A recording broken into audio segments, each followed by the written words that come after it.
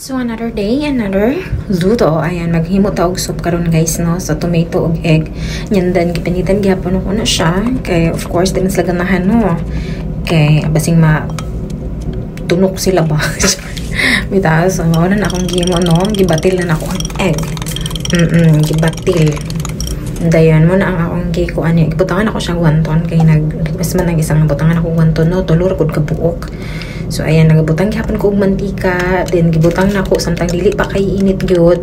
Butang na ako ang kanang tomato kay para dili kay magpisik-pisik kay di uban ang sakit ba ya jud mapisikan. Yes, dili para sa uban nga pisik gani nga kanang lami char.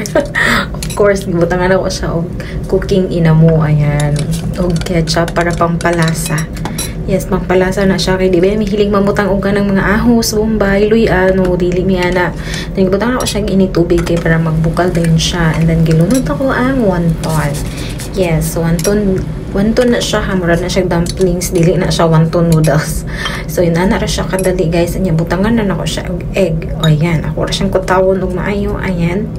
And then hayaan lang nako na siya nga maluto. Pero okay na siya guys. Okay na dyan na siya. Butangan lang nako na siya nga gamay nga asin. Para pangpadungag og lasa. Kaya kinakulangan man ko, no. So, gibutangan lang nako siya gamay nga asin. Ayan. Pero lami na siya guys. As in. Pwede na mo isudaan. Pwede na mo inom-inom mo. Sabaw-sabaw. Ragod. Mura na siya. Muna na iyahang breakfast sa anak ni Dunya. Breakfast, lunch. Diba ha?